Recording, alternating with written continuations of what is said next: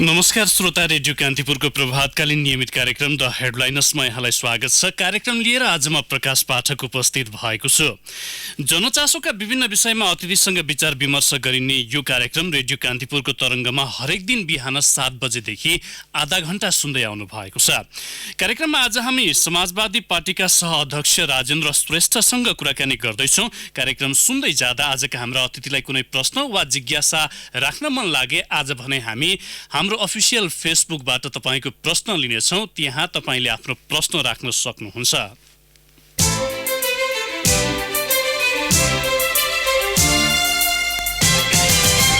सरकारमा सहभागी भएको 19 महिनापछि समाजवादी पार्टीले हिजो सरकार छोडेको छ। यो बीचमा सरकार र समाजवादी पार्टी बीच केही तालमेल नभए पनि सो पार्टीले सरकारबाट बहिर्गमनको मुख्य कारण संविधान संशोधनको मुद्दामा सरकारले देखाएको उदासीनता भनेको छ। हामीले समाजवादी पार्टी सरकारमा सहभागी हुँदै गर्दा उपप्रधानमन्त्रीका रूपमा सरकारमा सहभागी उपेन्द्र यादवलाई केपी ओलीको अडान कायमै रहँदा तपाईहरू सरकारमा सहभागी हुँदा एजेन्डा सम्बोधनको सम्भावनाका विषय पनि अवगत गराएका थियौं। तर अहिले ती सम्भावना सकिएको दाबी सहित समाजवादी सरकारबाट बाहिरिएको छ।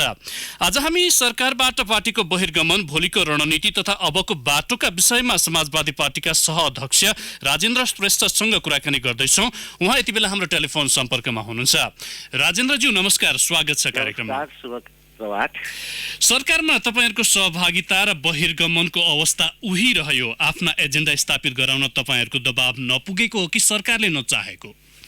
हाम्रो दबाव नपुगेको भन्नुभन्दा सरकारले यस विषयमा गम्भीरतापूर्वक नलिएको हामीले ठहर गरेका छौँ। यो नेपाली जनताले पनि देखिरहेको कुरा हो कि हामीले संविधान संशोधन लगायतका हाम्रा आन्दोलनका क्रममा उठाएका माग र मुद्दाहरू सम्बोधन गर्ने सहमति भएपछि मात्रै हामी सरकारमा गएका थियौँ र त्यसको पनि एउटा भित्री अन्डरस्ट्यान्डिङ, एउटा क्यालेन्डर पनि थियो होइन। त्यो क्यालेन्डर कस्तो थियो भन्दाखेरि हामी 2075 साल ज्येष्ठ 14 गते सरकारमा सामेल भएका थियौँ र त्यो चाहिँ बर्खे अधिवेशनको प्रारम्भ भइरहेको अवस्था थियो र त्यहाँ के कुरा भएको थियो भने नीति र कार्यक्रमहरू आउन बाँकी नै थिए त्यति बेला कुराकानी गरेको बखत।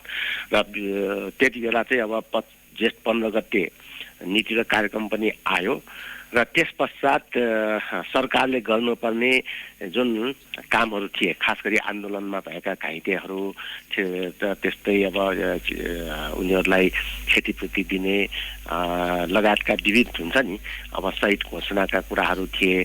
त्यस्तै चाहिँ आन्दोलनको क्रममा चाहिँ शहीद भएकाहरूलाई शहीद घोषणा गर्ने जस्ता विविध कुराहरू जुन सरकारले नै गर्न सक्दछ, ती कुराहरू चाहिँ यो बर्खे अधिवेशनभित्रै सकेर त्यसपछि हिउँदे अधिवेशन आउँछ र हिउँदे अधिवेशनमा फागुन महिनाभित्र चाहिँ वर्तमान एकात्मक कानुनहरू, त्यति बेलाको एकात्मक कानुन जुन चाहिँ सङ्घीय कानुनको रूपमा चाहिँ रूपान्तरण भइसकेका थिएन, त्यस्तो पनि लगभग 300 वटा कानुनहरू बनाउनु पर्ने थियो। र त्यो अवस्थामा हामीले चाहिँ भन्यो कि त्यो कानुन पनि सबै सङ्घीय शासन व्यवस्था अनुकूल बनाउनु पर्ने छ। अब त्यो दोस्रो फेजमा गर्ने र त्यस पश्चात चाहिँ संविधान संशोधनको लागि अगाडि बढ्ने भन्ने भएकोले यो दुईटा काम सकिएपछि हामीले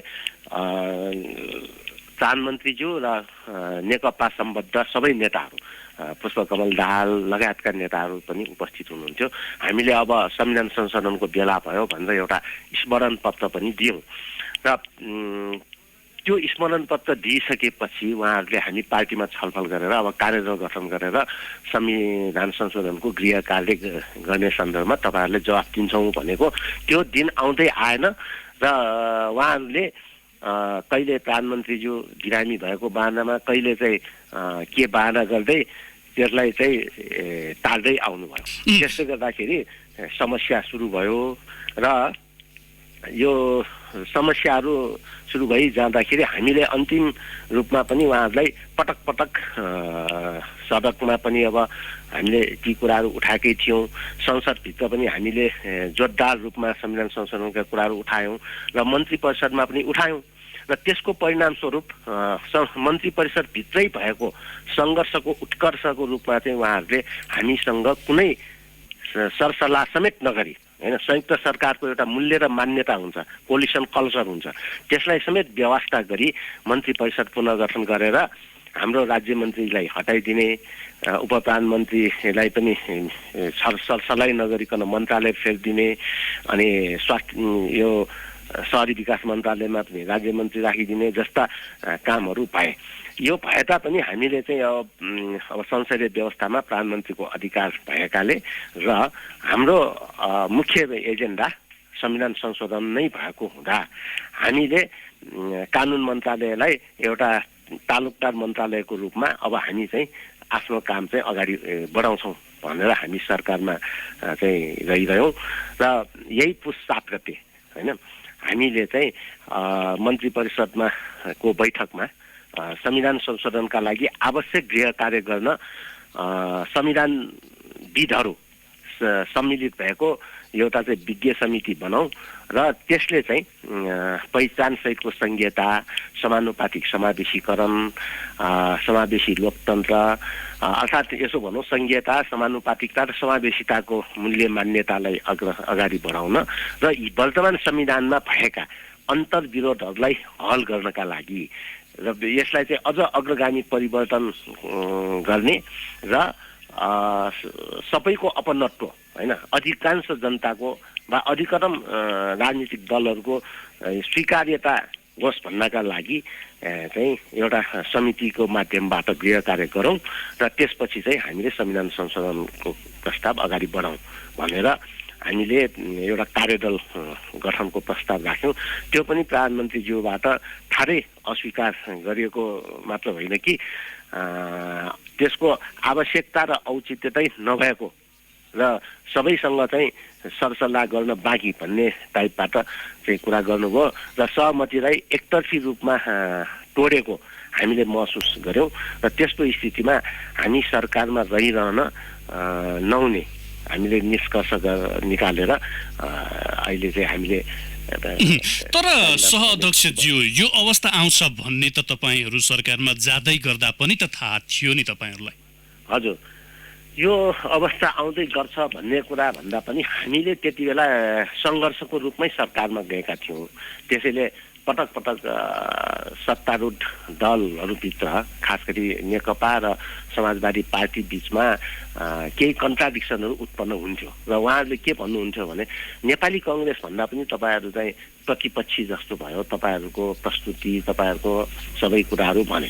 अनि हामीले पनि भनेका थियौँ कि नेकपा एमाले र नेपाली कङ्ग्रेस हैन मूलत यी दुईटा पार्टीहरू मिलेर नै पहिलो संविधान सभामा पनि अगाडि बढेकै थिए र दोस्रो संविधान सभासम्म आइपुग्दा नेकपा माओवादी केन्द्रलाई पनि त्यही दिशामा उहाँहरूले तान्नुभयो र चाहिँ यो संविधान जारी भयो। त्यसले गर्दाखेरि उहाँहरू वैचारिक रूपमा फरक भए तापनि त्यो महाभारतमा जरासन्ध भन्ने हुन्छ नि हैन, जरा भन्ने राक्षसले सन्धि गरिदिएर मिलाइदिएर एउटा एकजना राक्षस जन्मे जस्तो गरी अब यिनीहरू चाहिँ वैचारिक रूपमा चाहिँ जरासन्ध जस्तै नै टाँसिएको अवस्था थियो र यिनीहरूको चाहिँ वास्तवमा हिजोको रूप जस्तो पञ्चायत कालदेखि उठाउँदै आएका विषयवस्तुहरूलाई नै नयाँ रूपमा चाहिँ अगाडि बढाउने अझ यो ट्रेन्ड चाहिँ नेकपा एमाले भित्र बढी छ के हैन, हिजोको तत्कालीन एमाले भित्र बढी छ। अब यो राष्ट्रिय सभा निर्वाचनमा नेकपा र राजपा बीचको तालमेल पनि तपाईहरूको बहिर्गमनको एउटा कारण मान्नेहरूको जमात पनि छ, के भन्नुहुन्छ? त्यो पनि एउटा फ्याक्टर हो तपाईहरु सरकारबाट बाहिरिन? त्यो चाहिँ बिल्कुल होइन। किन भन्दाखेरि जबसम्म हाम्रो बीचमा राष्ट्रिय जनता पार्टी र हामी बीचमा पार्टी एकता हुँदैन, अहिले मैले यो प्रसङ्ग किन उल्लेख गरेँ भने हाम्रो पार्टी एकताको लागि पनि पटक पटक वार्ता भएको थियो होइन, र अब अहिले पनि त्यो जारी नै छ। अहिले केही दिन भयो, अहिले भएको छैन, तर चाहिँ त्यो एकताको प्रक्रिया जीवन्त नै छ। र यस्तो स्थितिमा जबसम्म पार्टी एकता हुँदैन तबसम्म कुनै पनि पार्टीसँग सहकार्य गर्ने उहाँहरूको अधिकार हो र यसमा हामीले कुनै चाहिँ आलोचना गर्नुपर्ने गुनासो गर्नुपर्ने वा तिमीहरूसँग अधिकार छैन भन्नुपर्ने त्यस्तो कुनै पनि कुराहरू छैन। उहाँहरूले जोसँग चाहिँ चाहनुहुन्छ त्योसँग सहकार्य गर्न सक्नुहुन्छ र राष्ट्रिय सभाको निर्वाचनको सन्दर्भमा सीमित भएर त्यसैमा केन्द्रित भएर उहाँहरूले गर्नुभएको हो। तर पार्टी एकता वार्ता त हामीसँग जारी नै छ नि। अब यो संविधान संशोधनका लागि कार्यदल बनाउने सहितको प्रस्ताव 7 गतेको मन्त्री परिषद बैठकमा लैजानु र प्रधानमन्त्रीले अस्वीकार गरे लगत्तै सरकार छाड्नुलाई राजनैतिक स्वार्थका रूपमा पनि व्याख्या गरिरहेका छन्। धेरैले यो राजनैतिक स्टनको एउटा स्वरूप हो भनेर भनिरहेका छन्। त्यस्तै हो तपाईहरूको नियत? अब त्यही ल्याङ्ग्वेज प्रयोग गर्नुभन्दा म के भन्न चाहन्छु भने यो सरकारको उद्गमदेखि नै उद्गम भन्नाले 2075 साल ज्येष्ठ 14 गते होइन त्यति बेलैदेखि हामीले चाहिँ दुई बुँदे सम्झौता गरेर गएकै हो नि। त्यो दुई बुँदे सम्झौतामा हामीले प्रष्टका साथ के भनेका थियौँ भने तत्कालीन सङ्घीय गठबन्धन र त्यसको नेतृत्वदायी दलको हिसाबले सङ्घीय समाजवादी फोरम नेपालले आन्दोलनको क्रममा उठाएका माग र मुद्दाहरू सम्बोधन गर्ने भन्ने ल्याङ्ग्वेज थियो र त्यसमा स्पष्टका साथ किटानीका साथ संविधान संशोधनको कुरा पनि उल्लेख गरेकै थियौँ र यस हिसाबले हामी सरकारमा गएका हौँ। हामीले त त्यति बेला पनि हाम्रो मिसनका लागि हामी सरकारमा गयौँ र त्यो मिसन पुरा गर्नका लागि हामीले धेरै अपमानको घुटकोहरू पनि पिएका छौँ होइन। धेरै चाहिँ सुन्दर जीवनहरूले शहादत प्राप्त गरेका छन्, धेरै अङ्गभङ्ग भएका छन्। यी सबै कुराहरू हामीले चाहिँ सहेरै बसेका छौँ नि। किनभने आन्दोलनको क्रममा यस्ता कुराहरू चाहिँ भइरहेको हुन्छ र जनताले आफ्नो अधिकारका लागि सङ्घर्षहरू गरिरहेको हुन्छ र हामीले सरकारमा जाँदैकै बखत यो कुरालाई भएको हुँदाखेरि मैले अघि पनि भने कि काङ्ग्रेस र नेकपाले मिलेर यो संविधान बनायो। त्यसकारण उहाँहरूको चाहिँ वैचारिक धरातल एकै ठाउँमा थियो त वास्तविक प्रतिपक्ष त हामी नै हौ नि हिजो पनि। त्यसमा सरकारमा रहँदा पनि हामी नै वास्तविक प्रतिपक्ष थियौँ र अहिले पनि वास्तविक प्रतिपक्षको रूपमा हामी छौँ। अब के गर्नुहुन्छ सहअध्यक्षज्यू? जस्तो सरकारबाट बहिर्गमन त भयो तपाईँहरूको, एजेन्डागत रूपमा सरकारबाट छोडेर जनतालाई हामी असफल भयौँ भनेर जानुहुन्छ कि दोष अर्कातिर देखाएर पन्चिन खोज्नुहुन्छ तपाईँहरू? हामीले दोष देखाएर जनताले दोष देख्नुपर्छ भन्ने होइन र उहाँहरूले भने जस्तो चाहिँ जनताले पत्याउँछ भन्ने पनि होइन। मुख्य कुरा त तथ्यको आधारमा सत्य पत्ता लगाउनुपर्छ होइन। तथ्यको आधारमा सत्य पत्ता लगाउनुपर्छ भनेपछि हामीले सुरुमै के कुराका लागि कुन मिसनका लागि सरकारमा गयौँ भन्ने कुरा त हाम्रो चाहिँ दुई बुँदे सम्झौतामा एकदम छर्लङ्गै देखिने गरी नै लेखिएको छ र त्यसको अन्डरस्ट्यान्डिङ पनि मैले सुरुमै बताइसकेँ होइन। र अब यता चाहिँ हामीले सबैलाई जानकारीको लागि भन्नै पर्छ कि दुईटा फेजसम्म होइन नीति र कार्यक्रम वा सरकारले सम्बोधन गर्ने तहसम्म त्यो राम्रैसँग चाहिँ हाम्रो सहमति कार्यान्वयन भएकै थिए। सङ्घीय कानुन बनाउने होइन मौलिक हकका कानुनहरू बनाउने सम्बन्ध पनि राम्रै ढङ्गबाट सहमतिमै सबै कुराहरू भएकै थिए। तर संविधान संशोधनको कुरा आएपछि त्यो नदिने बजेले बुधबार बार्छन् भन्ने एउटा उखान जस्तै गरी होइन यहाँ कुरा भएको छैन त्यहाँ कुरा भएको छैन भन्ने कुराहरू गर्न थाले र हामी त्यसरी जान पनि किन बाध्य भयौँ भने हाम्रो सङ्घीय परिषदको बैठक र हाम्रो केन्द्रीय समितिको बैठकले अन्तिम रूपमा प्रधानमन्त्री र नेकपा सम्बद्ध नेताहरूसँग वार्ता गर्ने र त्यसको आधारमा यदि सकारात्मक भए सरकारमा रहने, उहाँले सकारात्मक भएन भने हामी सरकारबाट बहिर्गमन हुने भन्ने कुराको निष्कर्ष निकालेर हामीले राजनीतिक प्रतिवेदन पनि पास गर्यौँ। केन्द्रीय समितिले पनि त्यसलाई चाहिँ अनुमोदन गरिसकेकै थिए। यही कुरा हो। अब त्यसपछि हामीले सरकारसँग वार्ता गर्नको लागि पहिलो पटक 12-13 गते होइन मङ्सिरको 12-13मा चाहिँ हामीले चाहिँ समय माग्यौँ। अब त्यति बेला प्रधानमन्त्रीज्यू डायलिसिसमा भन्ने खबर आएपछि हामीले केही भनेनौँ र त्यसपछि पनि फेरि सम्पर्क गर्दा उहाँको सचिवालयका साथीहरूले हुन्छ भन्नुभएको थियो। तर चाहिँ अब प्रधानमन्त्रीज्यू चाहिँ निकै बिरामी पर्नु भयो होइन, उहाँको चाहिँ एपेन्डिसाइटिसको कुरा आयो र त्यसपछि हामीले कुर्यौँ र पनि अब हाम्रा दुवैजना अध्यक्षज्यूहरू सङ्घीय परिषदका अध्यक्षज्यूले पनि केन्द्रीय समितिका अध्यक्षज्यूले पनि समय माग्दाखेरि पनि उहाँहरूले चाहिँ समय उपलब्ध गराउनु भएन। त्यसो भइसकेपछि हामीले मन्त्री परिषदमा डाइरेक्ट प्रस्ताव लान बाध्य भयौँ होइन। उहाँहरूले कमी कमजोरी गरिराख्नु भएको छ अनि आरोप चाहिँ उहाँहरू के भन्नुहुन्छ भने तल या फलाना कुरा भएको छैन, कुरा नगरिकन यस्तो भएको छ भन्ने खालका कुराहरू गर्न खोज्नुहुन्छ। राजेन्द्रज्यू, यहाँनिर एउटा गम्भीर प्रश्न पनि आउँछ, जस्तो सबैको मनमा आइरहेको छ, राज्यपालले एकताका लागि सरकारबाट बाहिरिनु पर्ने शर्त राखेको थियो, तपाईँहरू बाहिरिनु पनि भएको छ हिजोबाट, तर राज्यपालले निर्वाचनका लागि सत्तारूढ नेकपासँग गठबन्धन बनाएको छ। यो एकता प्रक्रिया अब कसरी अगाडि बढ्छ तपाईँहरूको यो समाजवादी र राजपा बीचको?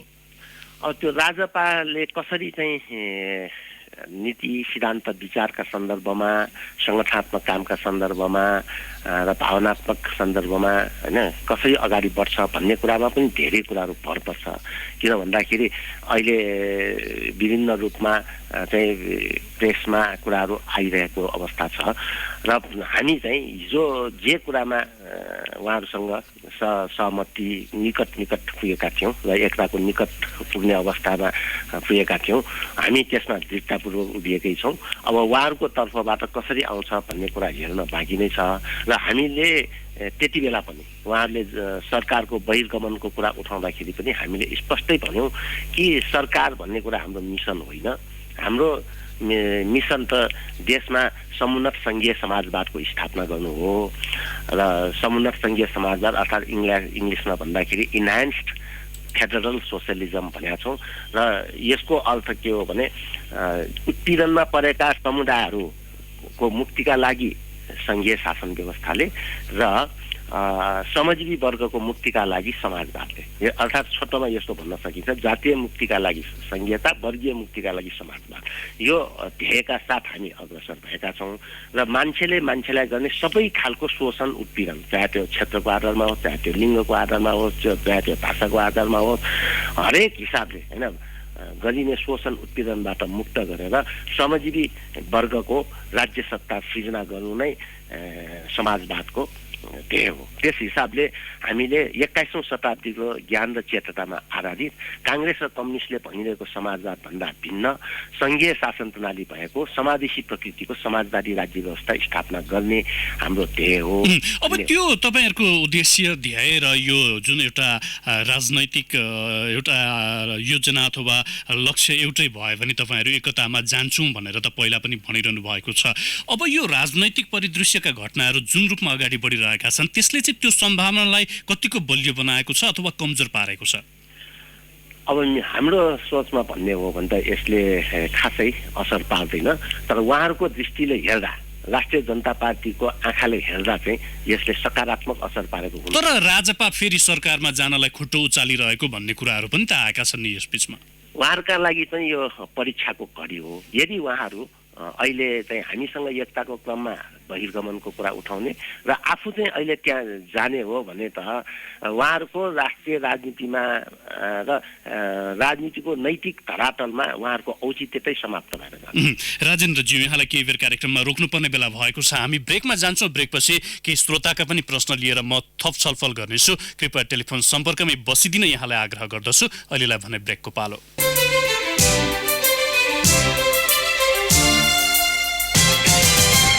ब्रेकपछि कार्यक्रम द हेडलाइनर्समा यहाँलाई पुनः स्वागत छ। तपाईँ रेडियो कान्तिपुरको तरङ्गमा यो कार्यक्रम सुनिरहनु भएको छ। कार्यक्रममा आज हामी समाजवादी पार्टीका सहअध्यक्ष राजेन्द्र श्रेष्ठसँग कुराकानी गरिरहेका छौँ।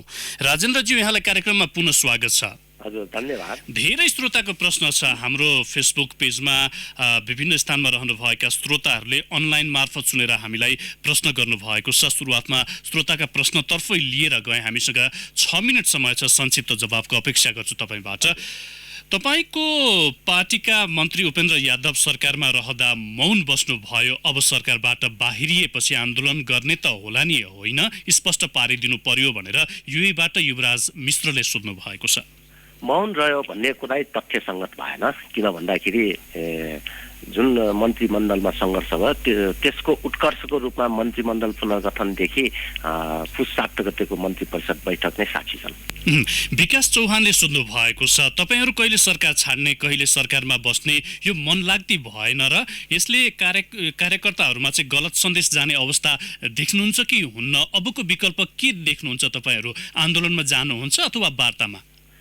यसपटकको बहिर्गमनले पद मात्रै पाए नर्कै जान्छु भन्ने खालको ट्रेन्ड समाजवादी पार्टीमा छैन भन्ने कुरा प्रष्ट भइसकेकै छ हैन। यहाँ त कस्तो छ भने अक्सिजनको सिलिन्डर लिएर पनि अब प्रधानमन्त्रीज्यूहरू चाहिँ प्रधानमन्त्री बने हैन। आर्यघाटसम्म नै चाहिँ कुर्सी च्यातेर जान्छु जस्तो ट्रेन्ड प्रधानमन्त्रीज्यूहरूमा हुनुहुन्छ। विगतमा हामीले देखेकै छौँ। अब हामीसँग त्यस्तो छैन। हामीले मिसन पुरा नहुने हुने बित्तिकै सरकारबाट बहिर्गमन गरेका कुरा कामगतिकै छर्लङ्गै छ। सुरेन कोइरालाले त्यसै गरी दिपेनले सोध्नु भएको छ फेसबुक पेजमै, जबरजस्ती सरकारबाट बाहिरिए जस्तो लाग्यो। अबको यात्रा कता अनि कसरी अगाडि बढ्छ? खाली माग पुरा गराउन सरकारमा गएको भन्नुहुन्छ तपाईँहरू, सरकारमा रहँदा भने माखो मार्नु हुँदैन। प्रस्ट्याउनु पर्यो सहाध्यक्षज्यू, यो कुन अवस्थाको राजनैतिक संस्कार हो तपाईँहरूको? होइन, राजनीतिक संस्कार धोका दिनु, विश्वासघात गर्नु होइन हैन। पटक पटक धोका दिने, विश्वासघात गर्ने शैली त नेकपामा देखियो हैन। तपाईँहरूले 2 बुँदे सम्झौता हेर्नुहोस्, त्यो चाहिँ केपी ओलीजीले भाङ खाएर हैन गाजा खाएर गरे सहमति हो र उहाँको सिग्नेचर छ। त त्यो पुरा नगर्ने अनि अरूलाई दोष लगाउने कुरा त ठिक होइन जस्तो मलाई लाग्छ। प्रयासराज खनालले सोध्नु भएको छ, जातीयता र क्षेत्रीय राजनीति छोडेर कहिले राष्ट्रिय राजनीतिमा आउनुहुन्छ तपाईँहरू? किनभने मुद्दा स्थापित गराउन तपाईँहरूले अहिलेसम्म सकिरहनु भएको छैन। यो अवस्थाको अन्त्य चाहिँ कहिले हुन्छ? त्यो आकाशमा चिला आयो भनेर चाहिँ चल्ला चोर्ने चाहिँ छट्टु स्याल जस्तै आफूले जातीय राज्य चलाइरहेका छन्। भाषा हेर्नुहोस्, आफ्नै भाषा, आफ्नै संस्कृति, आफ्नै चाहिँ सभ्यता, सबै कुराहरू आफ्नो चाहिँ एकलौटी जातीय राज्य चलाउने। तर हामीले सबैको समानुपातिक समावेशी, हामीले कसैलाई पनि पक्षपात गर्दैनौँ। हामीले सबैलाई मिलेर बस्ने शासन व्यवस्था, सङ्घीय व्यवस्था, मित्रताको व्यवस्था हो सङ्घीय व्यवस्था भनेको छोटोमा भन्दा। अब केन्द्रमा साझा शासन र प्रदेशहरूमा स्वशासनको कुरा गऱ्यौँ र त्यसपछि पहिचानको आधारमा सङ्घीयता त अमेरिकामा पनि छ। जस्तो इलिनी समुदायको चाहिँ पहिचानमै छ, लोवा जातिको पहिचानमै छ। त्यस्तै 28 तपाईँ होइन इन्डियामा पनि अब तपाईँको बङ्गाल, तपाईँको झारखण्डदेखि लिएर थुप्रै छन्। अब इभन एकात्मक राज्यमा चीनमा पनि तपाईँको बेलायतमा पनि पहिचानमा आधारित राज्यहरू छन्। अब हामीले उठाएको चाहिँ राज्य चाहे चाहिँ केन्द्रीय सत्ता होस् त्यो पनि लोकतान्त्रिक हो, चाहे प्रदेश राज्य होस् त्यो पनि लोकतान्त्रिक होस्। जनताले चुनेका शासकहरू अर्थात् चाहिँ प्रत्यक्ष निर्वाचित मुख्यमन्त्री र प्रत्यक्ष निर्वाचित प्रधानमन्त्रीले राष्ट्रपतिले, हामीले राष्ट्रपति भन्छौँ, उहाँहरूले शासन गर्ने व्यवस्था हो। त्यसैले हामीले भनेको व्यवस्था लोकतान्त्रिक हो। त्यो चाहिँ उत्पीडनको क्षतिपूर्ति स्वरूप पहिचान सहितको सङ्घीय शासनको कुरा हो। त्यसैले हामीले होइन, जातीय राज्य त पृथ्वीनारायण शाहलेदेखि राज्य विस्तार गरेदेखि नयाँ अहिलेको वर्तमान जुन एकीकृत स्वरूप हामीसँग छ होइन, एउटा आधुनिक नेपाल छ, त्यसलाई हामीले स्वीकारेका छौँ र यो स्वीकार्दै अब चाहिँ सबैको समानता, सबैको सम्मानको कुरा मात्रै हामीले गरेका हौँ। डोलराज पराजुलीले सोध्नु भएको छ रूपन्देही मणिग्रामबाट, तपाईँहरूको दल न हिजो बोलाएर सरकारमा गएको थियो न आज बाहिरिँदा सरकारलाई कुनै फरक पर्छ? यति मात्र हो, मन्त्री पाए अथवा अवसर पाए तपाईँहरूलाई राम्रो नभए नराम्रो सबै मिलेर देश अनि जनता सिँगार्ने तर्फ चाहिँ तपाईँहरूको विचार जान्छ कि जाँदैन? अब मन्त्री पद त त्यागि नै सकेका छौँ, त्यसैबाट सबै प्रष्ट भइसकेकै छ होइन। अब हाम्रो सरकारमा प्रवेश र सरकारबाट बहिर्गमनले होइन वर्तमान सरकार बन्ने र ढल्ने होइन भन्ने कुरा हामीले त्यति बेलैदेखि भन्दै आएकै छौँ। तर एउटा कुरा चाहिँ सत्य हो कि हिजो हामीसँगको सहकार्य पश्चात अहिले वर्तमान सरकार चाहिँ 2/3 भइसकेको थियो, अब फेरि 63% भइसकेको छ र उहाँहरूले त्यो 2/3 पनि वर्तमान प्रधान न्यायाधीशलाई सुनवाईकै बेला तपाईँहरूले साराले चाहिँ विश्वले हेरिरहेको छ, हामीसँग 2/3 छ, डेमोक्रेट्सको तरबार झुन्डिएको छ, तपाईँमाथि महाभियोग आउन सक्छ। यदि हाम्रो सरकारले भनेको कुरा तपाईँले मानेन भने भनेर थर्काएको कुरा इतिहास साक्षी छ। तपाईँहरू सबैले डाइरेक्ट प्रत्यक्ष प्रसारणहरू हेर्नु भएको छ। अनि अख्तियारका प्रमुख वा संवैधानिक आयोगका प्रमुखहरू, राजदूतका नियुक्तिहरू, यस्ता सबै ठाउँमा दुरुपयोग गर्नलाई मात्र 2/3 प्रयोग गर्न खोज्यो र वास्तवमा अधिनायकवादी चाहिँ ढङ्गले उहाँहरू चल्न खोज्नु भएको छ। चाहे मिडियासँग सम्बन्धित ऐनहरू, विविध ऐनहरू होस्, गोपनीयतासँग सम्बन्धित होस्, अहिले फेरि पनि आइरहेका ऐनहरू होस्, हरेक ठाउँमा चाहिँ राज्य सत्तालाई एकदमै एकाधिकारका साथ चलाउने हिजोको राजकीय समाजवादको मोडेललाई अगाडि बढाउन खोज्ने प्रवृत्ति चाहिँ नेकपाभित्र विद्यमान छ र यो स्थिति चाहिँ अहिले आउटडेटेड संसारमा चाहिँ समाप्त हुँदै गइरहेको अवस्था हो। जसरी पश्चिम बङ्गालमा 34 वर्ष शासन गर्ने कम्युनिस्टहरू अहिले सडकमा पुगेका छन्। यहाँ पनि यही ढङ्गले गयो भने एक दिन नेकपालाई श्रद्धाञ्जली दिने दिन आउँछ। हवस् त राजेन्द्रज्यू, हाम्रो कार्यक्रमको निर्धारित समय सकिएको छ। यहाँको अमूल्य समय र विचारका लागि यहाँलाई धन्यवाद छ। हस्, धन्यवाद। हवस् त श्रोता, आजका लागि कार्यक्रमको निर्धारित समय पनि सकिएको छ। कार्यक्रममा आज हामीले समाजवादी पार्टीका सहअध्यक्ष राजेन्द्र श्रेष्ठसँग कुराकानी गर्यौं। हामीलाई धेरै श्रोताले फेसबुक पेजमा आफ्ना प्रश्न राख्नु भएको थियो। समय अभावले गर्दा ती प्रश्नहरू राख्न सकेनौं, त्यसका लागि हामी क्षमा प्रार्थी छौं। फरक प्रसङ्गमा अर्का अतिथिसँगको छलफल लिएर भोलि फेरि आउनेछौं। आजको कार्यक्रमबाट न्युज डेस्कका सबै सहकर्मीसँगै प्राविधिक मित्र लक्ष्मी प्रसाद पोखरेल र म प्रकाश पाठक बिदा हुन्छौं। नमस्कार। सूचना र मनोरञ्जनको संवाहक रेडियो राष्ट्रको रेडियो कान्तिपुर।